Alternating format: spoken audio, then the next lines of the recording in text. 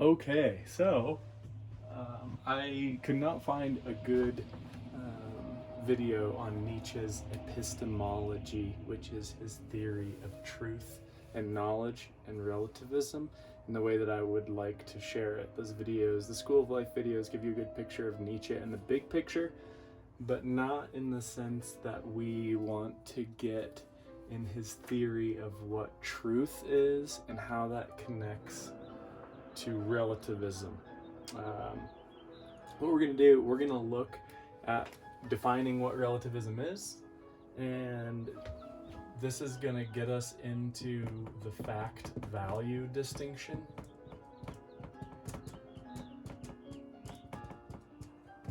And this is going to connect to Plato's divided line. So we're going to look at Plato versus Nietzsche in terms of really how big of a deal Nietzsche's idea of relativism is in the history of philosophy. And so, right, Nietzsche is in like 1900 or late 1900, say like 1880 or so. And he basically blows everything up. In fact, he's famous for saying, "I am not a man, I am dynamite," because he literally just blows shit up, theoretically, conceptually, that has been solid for thousands of years. Okay, so what I really want to do is see that relativism literally means that truth is relative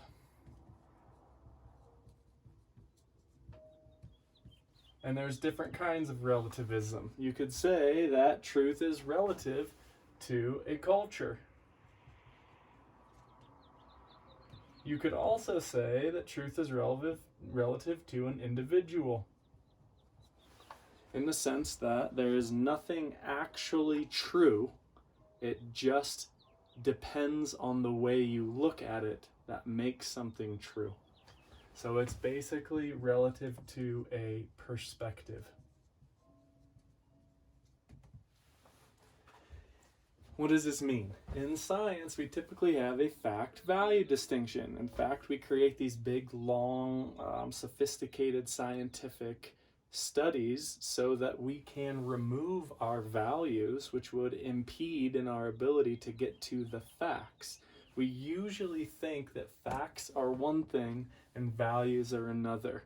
It's a fact that 1 plus 1 equals 2. It's a value that math is good.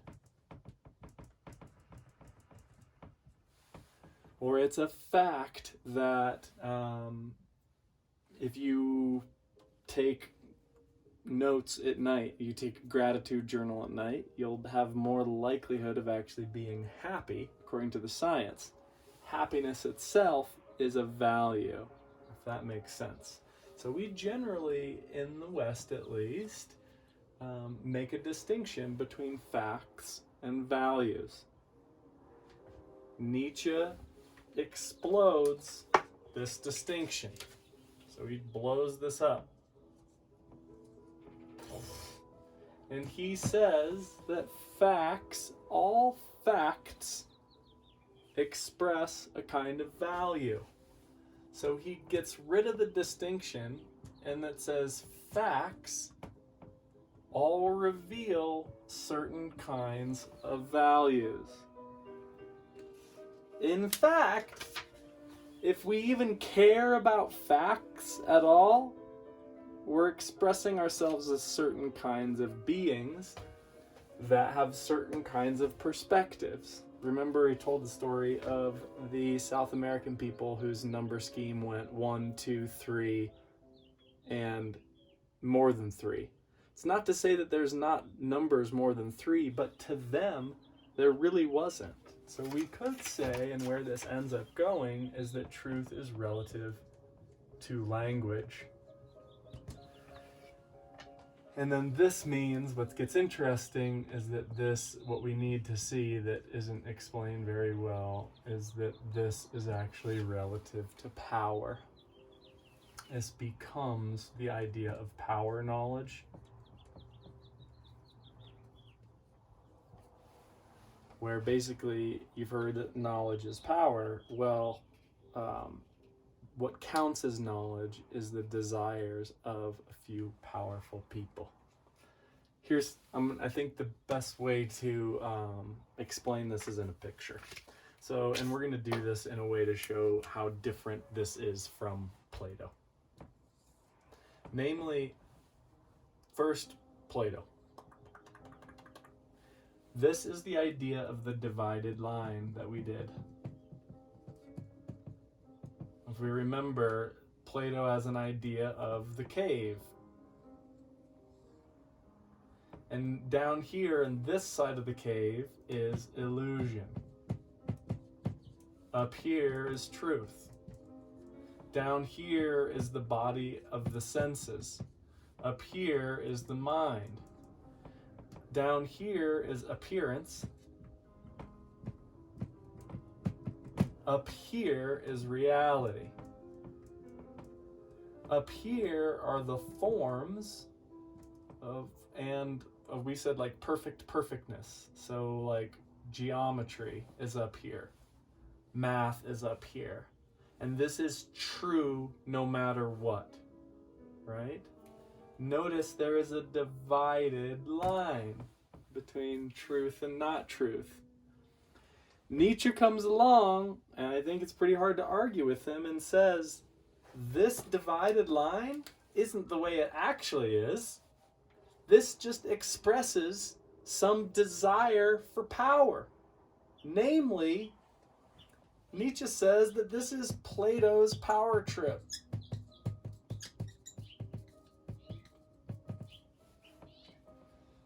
So it's not that this is actually real. This picture isn't actually real. It's just the picture that Plato has us believe because that's what he wants to have us believe and what he wants to believe to maintain a certain sense of power. What does Nietzsche's picture of reality look like?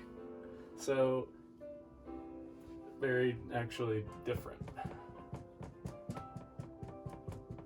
And you might be able to say a little more biologically accurate. Although, if we're worried about accuracy, that reveals a certain kind of perspective that I don't know if Nietzsche would actually agree with. Boom. Okay, that's the picture that Nietzsche leaves us with. And every single one of these dots, I'm going to say, is a little individual person or an institution. So let's say this is me, and here's you, and here's Spotify. And here is Donald Trump. And here is Bernie Sanders. And here is the Christian church. And here is a great book written by Goethe, one of Nietzsche's favorites.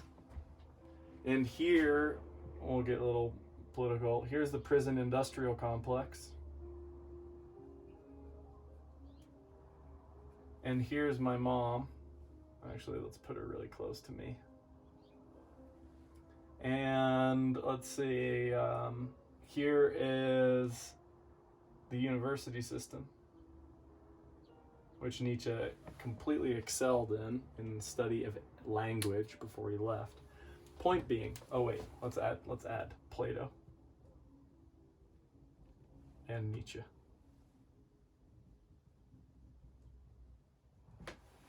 Times, now we could fill this, I could go on forever. Point being, and we can make this point really well, Bernie wants to get my attention and wants me to believe and take his perspective and is going to tell me the truth is this thing. Trump wants me to believe that the truth is this thing. The Catholic Church wants me to believe that it's this thing. And in fact, Plato has had such an outstanding impact on all of us. And Nietzsche. And Spotify. I don't know, maybe I should have thought about this a little bit better. Point being, usually what I am is along with a lot of other people that just go along with all of the forces that come onto them. And this is the herd, right? The herd. In the sense that we just go along. People tell us what the truth is. They tell us what to believe. They tell us what to do, and we just go along with it. Money is valuable. Happiness is good. Appearance matters. Or if you're what Nietzsche was worried about in terms of the Christian church, is the way that envy is bad. For Nietzsche, he thought envy was a good tool for us to understand where to go. Now, why do I like? I'm going to just say why I like Nietzsche here. The idea of the Superman is to say that I also have a will to power, and I can push back against Nietzsche. In fact, Nietzsche would want me to, and to interpret his work in a way that I like. And I'm going to push back against Plato, and I'm going to push back against Bernie, and I'm going to push back against Donald Trump, and I'm going to push back against the church, and I am going to create my own perspective that is true to me and that helps me live the best version of myself that I possibly can.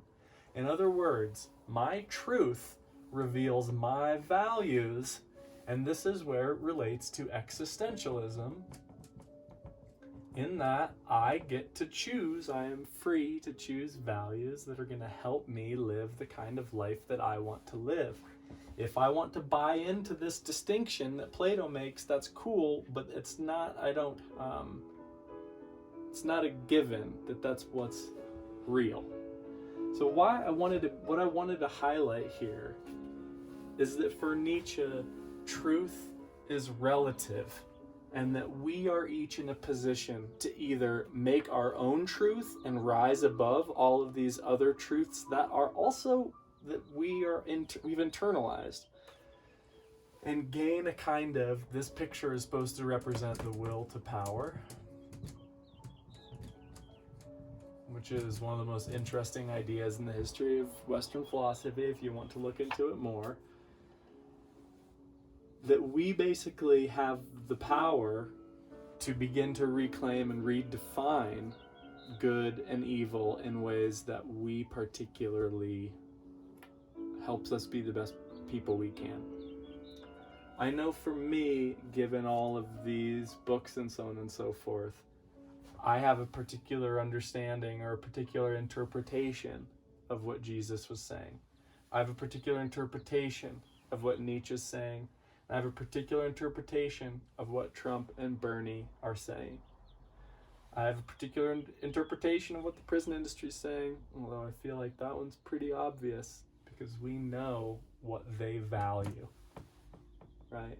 So, point being, all of these are supposed to be values, and we are supposed to, what Nietzsche is asking us to do, which was done really well in that second video, is asking us to come to grips with what we think is valuable and to live and embody that. Okay, let's look at some text.